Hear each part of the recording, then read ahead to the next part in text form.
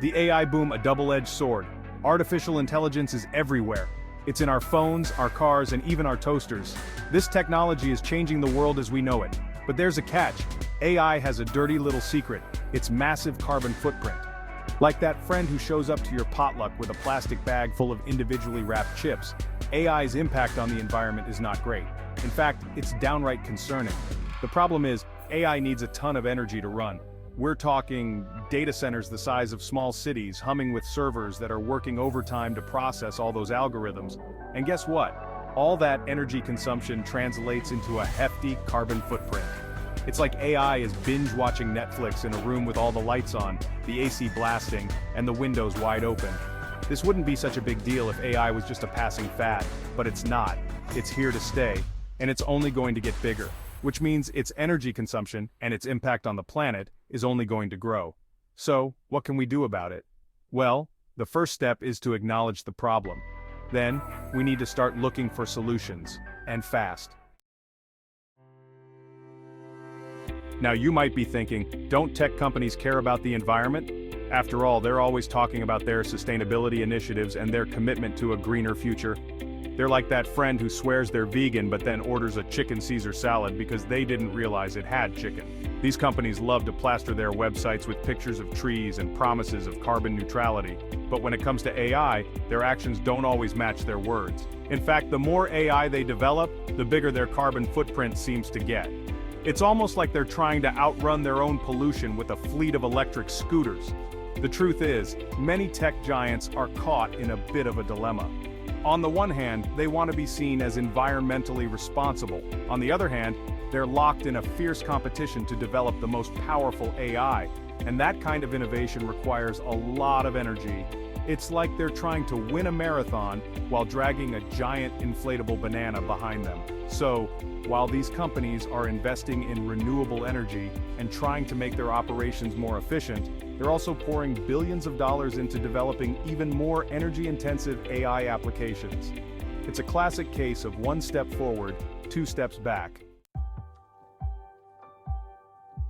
Let's talk about ChatGPT for a second. You know, that super smart chatbot that can write poems, code websites, and even hold a conversation, sort of.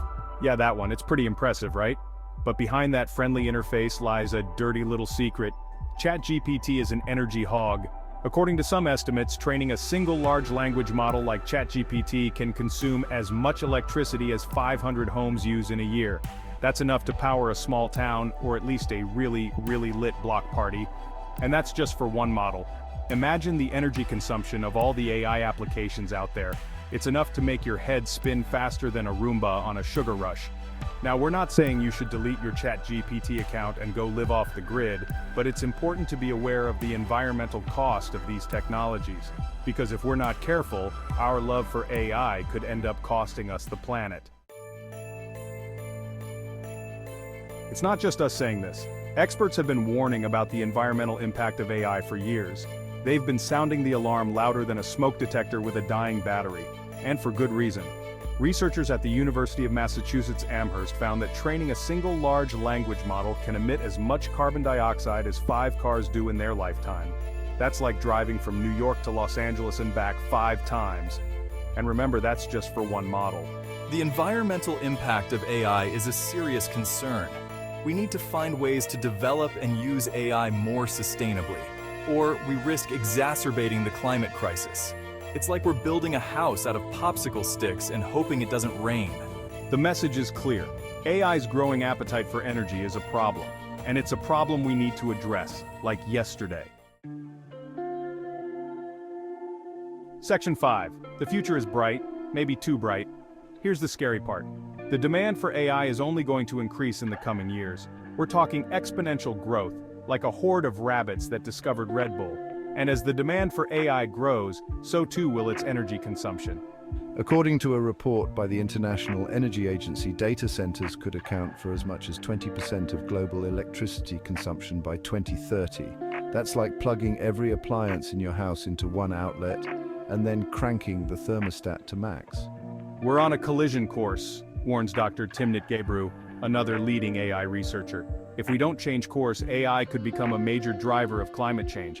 It's like we're on a runaway train, and the brakes are made of optimism and good intentions. The future of AI is bright, but it's also potentially very, very hot, and not in a good way. Section 6. Green AI, a contradiction in terms. So, what can we do about this? Is it even possible to have green AI, or is that as realistic as a self-cleaning litter box? The good news is that there are people working on solutions. Researchers and engineers are developing more energy-efficient AI algorithms and hardware. It's like they're trying to teach a robot to do yoga and eat kale. The bad news is that these solutions aren't being implemented fast enough. The tech industry is still moving at a glacial pace when it comes to sustainability. It's like they're trying to win a race against climate change on a unicycle. We need to see a fundamental shift in the way we think about AI, says Dr. Yoshua Bengio, a Turing Award winner and AI pioneer. We need to prioritize sustainability from the very beginning of the design process. It's like building a car with the engine in the trunk and wondering why it's not very fuel efficient. Green AI is possible, but it's going to require a major change in mindset from the tech industry. Section 7. Renewable energy, a step in the right direction. One of the most obvious solutions to AI's energy problem is to power data centers with renewable energy. Instead of relying on fossil fuels, we can use solar, wind, and other clean energy sources to run our AI systems.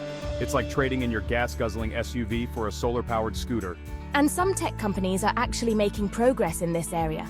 Google, for example, has committed to powering all of its operations with renewable energy by 2030. That's a big deal, considering the size and scope of Google's operations. But even if all tech companies switched to renewable energy tomorrow, it wouldn't solve the problem entirely. Why? Because even renewable energy sources have an environmental impact. Manufacturing solar panels and wind turbines requires energy and resources. It's like trying to lose weight by switching from regular soda to diet soda. It's a step in the right direction, but it's not a magic bullet. Section 8. Efficiency is key building a leaner, greener AI. Another important solution is to develop more energy-efficient AI algorithms and hardware. Researchers are working on algorithms that require less data and computing power to train. They're also developing new types of computer chips that are specifically designed for AI workloads. It's like designing a car that runs on thoughts and good vibes instead of gasoline. This is where things get really interesting. By making AI more efficient, we can reduce its energy consumption without sacrificing performance. In fact, in some cases, we can actually improve performance. It's like teaching your dog to fetch the newspaper without knocking over the coffee table. Efficiency is the key to sustainable AI, says Dr. Demis Hassabis, the CEO of DeepMind. We need to find ways to do more with less. It's like trying to fit all your belongings into a smaller suitcase. It takes some effort, but it's definitely possible. Section 9. Time is running out. The urgency of sustainable AI. The problem is that we don't have a lot of time to waste. Climate change is already happening, and it's only going to get worse if we don't take action now. It's like ignoring a small fire in your kitchen and hoping it will just go out on its own. We need to act with urgency and determination to develop and deploy sustainable AI solutions. It's like trying to defuse a bomb. You don't want to rush it, but you also don't want to dilly-dally.